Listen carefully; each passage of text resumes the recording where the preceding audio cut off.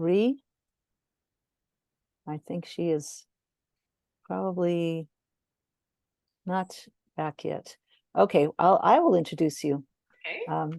Kristine, we wanted to play your song, but I'm not sure if Shannon was able to locate it quickly or not, because it would be a great way to introduce you since you are a multi-talented person who does, there we go.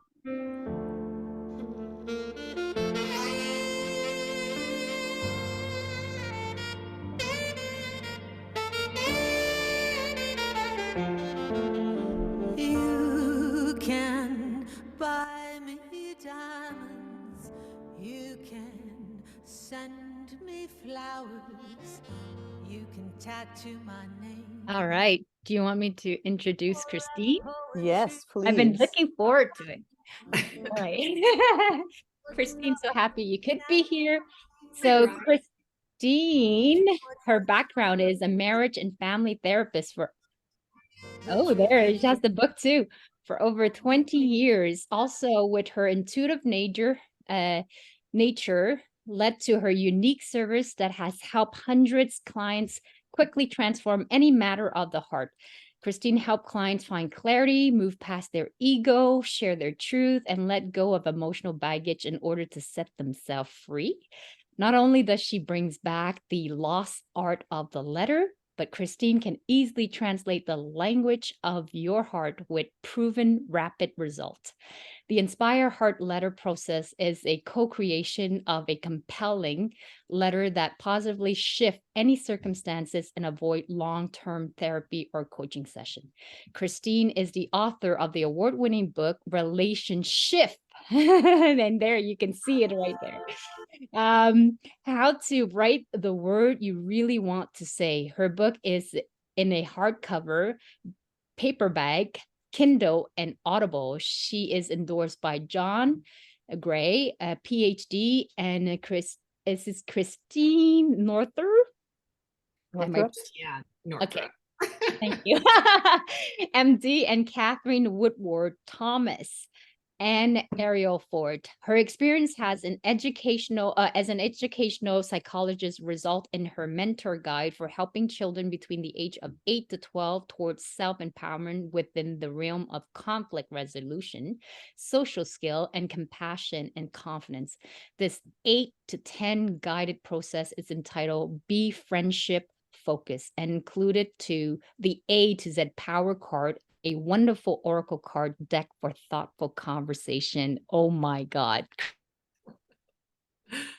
That was super fun to create that. Yeah. Well, I am so thrilled to be here today. I've been looking forward to this event for some time. And I'd like to start off by saying, yeah, relationships, no matter what they are, what the dynamic is, the outcome, they are our biggest teachers, right? So part of our human development starts as a child, as a newborn. When we get into child development, we are, in a sense, a victim of circumstance. And when I say victim, that means we're the product of. As we go through life, our experiences are, they are emblazoned on our heart and soul, and we can forget things, we can forgive things, but sometimes there's an unconscious pattern or an experience that we aren't even aware is still in the background. So ideally, it's going to be a positive experience, but it does shape our perspective. So, and when I say children, I'm going to tell you some stories. My daughter, Alana, at the age, she wasn't even 3 years old. So she was still in her twos, toddler, preschooler. She woke me up one morning early and said, "Mommy, I had the most beautiful dream." I said, "Oh my gosh, what did you dream?"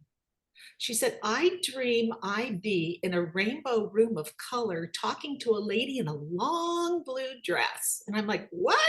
I jump out of bed. Whoa, what did she say? Mommy, she said, kindness and love are the colors of my heart. And she still remembers that dream. She's 28 now, and she has her little boy and her son, my grandson.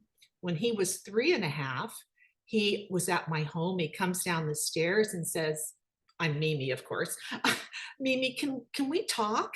Yeah, sit down. So we sit at the kitchen table, and he said, what I want you to do is I want you to close your eyes, take a breath, put your hands over your heart, and feel the entity of love enter your heart. I was like totally blown away. What did you say? We don't talk like that. He wasn't even in preschool at the time. I said, what did you say? He said, the entity of love. Can you feel it? My heart is so full of love. And I said, who told you that? God told me. And the angels come and speak to me in my sleep, and they tell me lots of stuff.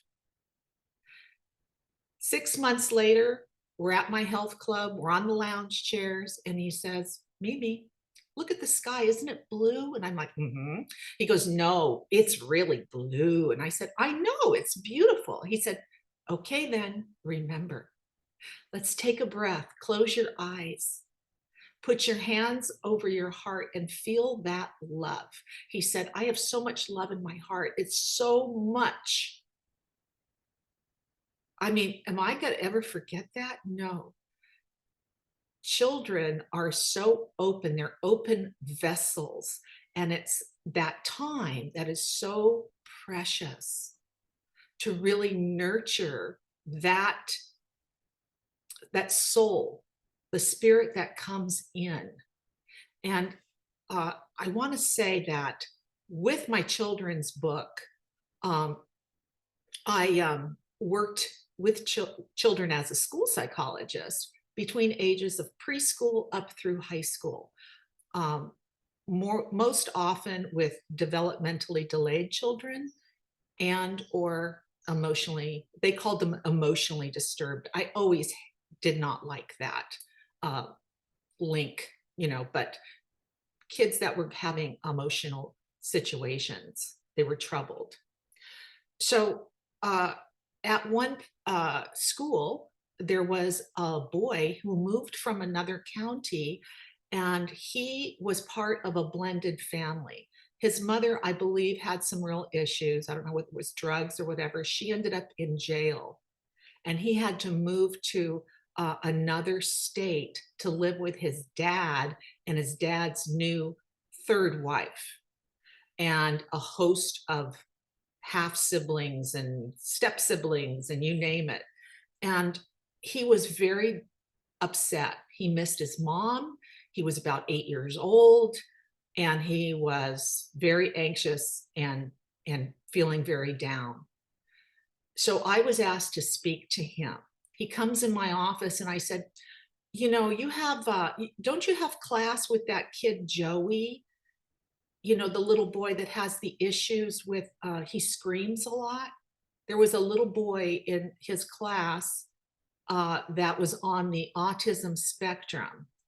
And he was known to actually get out of his chair, go underneath his desk and start screaming. And he said, yeah, I know him. And I said, well, can I ask your help? He goes, what? And I said, your background with your family and everything, you've been through a lot, and you're more mature, I would say, than most of the kids your age. You've lived life bigger. You've seen a lot. And I think that because you are mature, you could help Joey. I'm suggesting that we have a business meeting in my office every Tuesday, if you're willing. Would you like tea or do you like juice? He goes, I like herb tea. Oh, okay, I could get that. I'll go to the bakery. Oh yeah, I like croissants. Okay, cool. We will have tea and croissants. And we'll do this during your morning recess on Tuesdays. I never once had to go after these two boys. They were at my door. And the older boy, or excuse me, the boy that had moved in with the blended family, Eric, he mentored that autistic child, Joey. He said, Joey, I know you tend to cry in class and you go under the desk. He said, sometimes I feel like crying. I feel like crying a lot, actually. I raised my hand. I said, excuse me, I need to use the restroom. I go in there. Sometimes I cry my eyes out, then I blow my nose, then I come back and nobody is upset with me. Can you do that? And Joey goes, yeah, I could do it. Okay, cool. And I said, well, where's Joey gonna have lunch? He doesn't have any friends. He goes, no, he's staying with me. This is Eric. He says, I have a table of friends. They're cool. They're nice kids. And he will have lunch with us. Wow. And then we saw a dramatic shift in the behavior of both boys. The Eric, who had the emotional issues, felt empowered. He had something to give to someone else. And Joey felt like he had a friend and a connection and someone cared. A peer, not some adult. And so his behaviors changed dramatically. He quit the crying and screaming in class. And actually, as time wore on, those two became running partners in the track. So I'm saying that with a little creativity, things can happen so quickly. I once worked, it was actually a while back when I was interning to become a family therapist, and I was working at a high school, and there were two factions of mean girls. Really mean. I mean, did I say mean? Mean girls, okay? And so they were at each other's, I don't want to say throat, but they were antagonizing one another, each group, ongoing. It was escalating and it was getting really bitter, very mean, very hurtful. And so I was asked to speak to the two, quote, gang leaders. So these two girls come into my office and I said, okay, sit down. Today, you're going to learn a simple truth. What? Yeah, sit down. Okay, now face one another. I want you to hold hands. What? Hey, you'll do as I say, So face one another, hold hands, and repeat after me. When I was just a little girl, all I really wanted was to feel loved, accepted, and connected. And that's all I want now. And they looked at me and their eyes got big and I said, go ahead. Those two girls could barely utter that verbiage, that mantra, if you will, before breaking down in tears and hugging it out and apologizing to one another for ever hurting the other's feelings. And the two girls left arm in arm. And I went, okay, cool. Well, about 2 months later, one of the girls approached me and she said, Mrs. Grant, did you hear about our heart circle? What? Do you remember the day we were in your office and you had us do that exercise? Mm-hmm. Well, after we left your office, we told everybody what happened. We felt so good. And everybody got really excited. And now, once a week after school, we have over 65 students holding hands in a circle and each telling a simple truth. So sometimes what looks like evil, awful, yucky situations can be transformed into something quite beautiful, quite deep, and life-changing for many. It can be inspiring. I had during COVID, the lockdown phase. I know we all want to forget it, but anyway, I was working as an independent contractor with emotionally disturbed kids at a high school, and we were doing phone calls. So I had this boy, he was about 15, and he was in a neighborhood. The school district was sort of low socioeconomic, a lot of gangsters, you know, a lot of drugs and other nefarious behaviors in the community. It was, so this boy, he lived like in an apartment complex. And I said, "How you doing?" He goes, "Not good." "What?" He goes, I'm just so down. By here by myself, you know, it's boring and I don't have anybody to talk to, and da da da. And he's, you know, playing the violin, so to speak, you know, about how miserable he was. And I said, "Okay, all right, so enough about you. What have you done for someone else?" He goes, "What?" And I said, "Homework assignment. I want you to do a random act of kindness for another.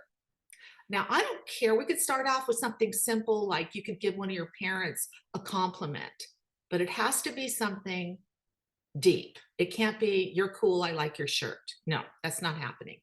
It's got to be something very thoughtful. Or you can do something nice for someone.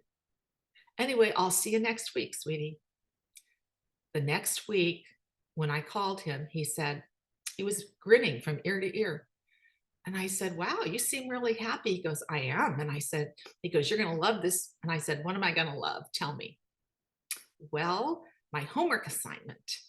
There's a little boy, he's about 6 years old, and his parents argue all the time. And the police came a couple weeks ago and took his dad away in a police car with handcuffs. And I know this little boy is going through major depression," you know, big words. And I'm like, "Wow, okay, so what happened?" He said, "Well, I knew this little boy wanted to be a professional baseball player when he grows up. So I went to a kid's store and I got him a kid's baseball bat, a mitt, and a ball. And my mom had this really fancy wrapping paper and bag with a balloon, and we put it in there. And I went over to his door and I put the present down, and I rang the doorbell and I ran away." I said, "You ran away? You didn't even wait for him to answer the door?" "Oh, no. Oh, no." And I said, "Okay. So how'd that go?" And he goes, "Well, I have to tell you, I haven't felt this good in such a long time." So it really is, it doesn't take a whole lot, but if we can get into the essence of what, as human beings, is our happy place and press the right buttons, kids are more creative than we give them credit for. And today there are a lot of issues and challenges for children. And I'm hoping that more people will maybe tap into my Be Friendship Focused Mentors Guide. My daughter and I created an A to Z power card deck. So it's like an oracle conversation starter for kids. Okay, so let's move on to the quote, inspired heart letters. All right. And there is a price to pay when your relationship is bankrupt, right? And so I have this sort of gift, if you will, for finding the right words for what someone really wants to say. And I bring back the lost art of the letter. So Conversations are great, but when we're having a conflict or a challenge with someone, the yeah, but conversation goes off in our heads. We aren't fully listening, and our ego makes us more myopic sometimes. We don't really see the forest for the trees because it's all about me and how you hurt me or how I resent you or how could you or da da da, right? So anyhow, I I started writing letters actually intuitively for people. And I won't take up the time going into how that all started, but I did this for, started out with neighbors and stuff. And the results were so fantastic that I started getting referrals more and more. And it was so much fun for me to do that it has turned into largely my my business, which is Inspired Heart Incorporated. And so I call them Inspired Heart letters because although I help to find the right words, and it's a, you know, it's a mutual process. Um, the it's your heart that's translated. I'm very intuitive, and so it kind of is like a download, if you will. And the thing about the letters are they are absorbed differently than a conversation. People never throw away letters. The letters are always positive. There's no revenge notes or anything like that whatsoever. And it really does transform and lighten up whatever the situation may be.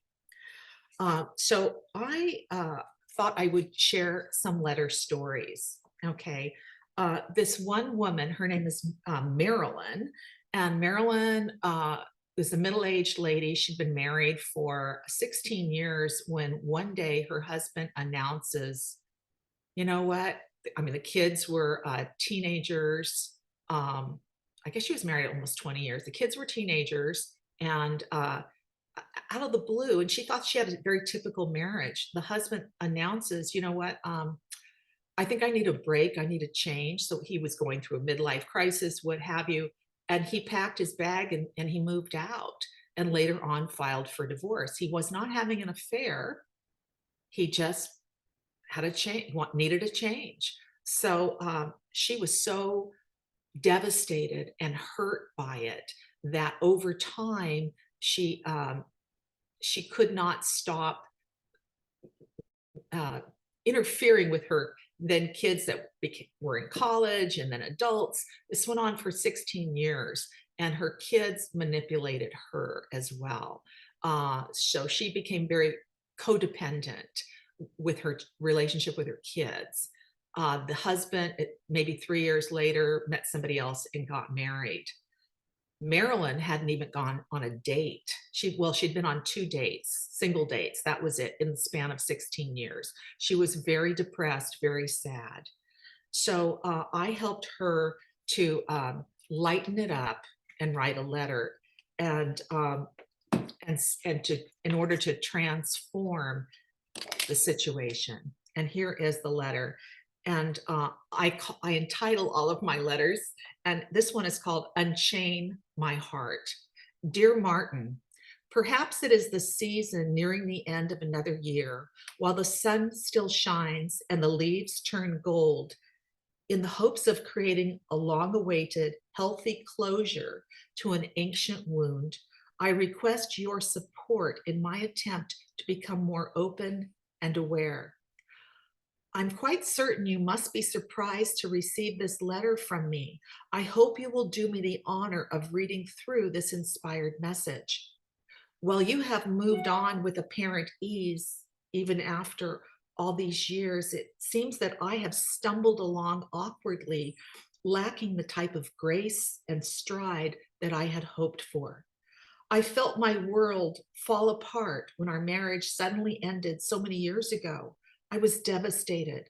I saw myself as abandoned, sabotaged, without really being given an opportunity to remedy or to understand what went wrong between us.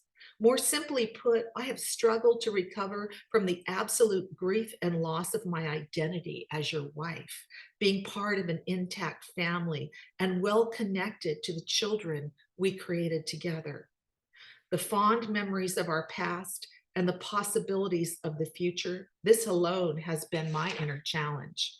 Please know that finally, while I have not only emotionally released you, Martin, certainly I do forgive you. More importantly, I now forgive myself. I understand that suppressing my feelings or resisting the emotional trauma of the past only causes more pain that is mirrored in my current relationships and other life experiences. I can no longer freeze my emotions or be numb to the anger I have felt. Instead, I am choosing to reclaim my power. I am now willing to open my heart to the sadness, to be more vulnerable instead of masking the hurt by being defensive, and to refrain from blaming others for my life circumstance. Reflecting on our relationship, I enjoyed the companionship you offered in those years together. I'm forever grateful for our beautiful children, Christopher and Gabriel. In another context, I have a deep appreciation for the emotional challenge this chapter has been. As difficult as it seemed, I know I'm fully emerging, and I bless you for being a part of my life's path. You are no longer the rock in the road I once considered you to be. Rather, I now realize, in spite of everything, you are actually a true gift, an opportunity for me to see more clearly, to become less fearful, more intimate with my true feelings, and to be able to love so much more deeply. I hope you receive this letter in the best light possible. I am writing this from a much better place of trust, contentment, and personal strength. I still look forward to the many happy occasions of life, including those that involve our children. I believe that with parents who maintain a healthy, positive connection, although they are divorced, their children and even their grandchildren one day will benefit immensely. Wishing you only the best life has to offer, Marilyn. So she sent this letter to her former spouse, and she never got a letter back, didn't get a phone call. However, a few months later, there was a big family occasion, wedding or some type of celebration. I can't recall. And her ex-husband was there. In the meantime, Marilyn took a major shift. She took herself on a Caribbean cruise. She took dance classes. She joined a dating site and started dating. And she said she had never felt so free. She was sleeping well. When I saw her the next time, she actually looked younger. And at this family reunion, her ex-husband was so amazing towards her. And she was able to create those positive boundaries with her kids because she was no longer hung up on, their opinion of her, or are they gonna not like me because, and have I done enough? And oh my goodness, Christine? what you think of me is none of my business is a book title. And that really resonates. So I was hoping I'd have more time because I have so many stories revolving around blended families, sifting through that.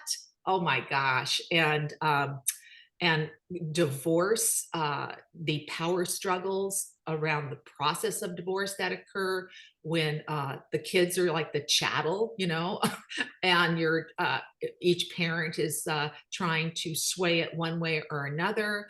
Often there's financial issues where the attorney's the one that's prospering the most, and as I said, in blended family issues, I'll tell you quickly. I had one woman. She met this man. They started dating. He lived on the West Coast. He had one daughter from his former marriage who lived in Miami with her mom. And he would see that daughter, she was about 16, like every other Christmas, every Thanksgiving, and most of her birthdays. So it was a Christmas visit. He invited this new girlfriend to go with him. She met the daughter. They had a great time, went, took the sleigh around Central Park, la, la, la. And the girl was very sweet. Shortly thereafter, they went to Vegas for New Year's, and they won a jackpot or whatever and decided on a lark to get married. And they went to Hawaii on their honeymoon. And when the daughter found out, she called the father and just was so nasty.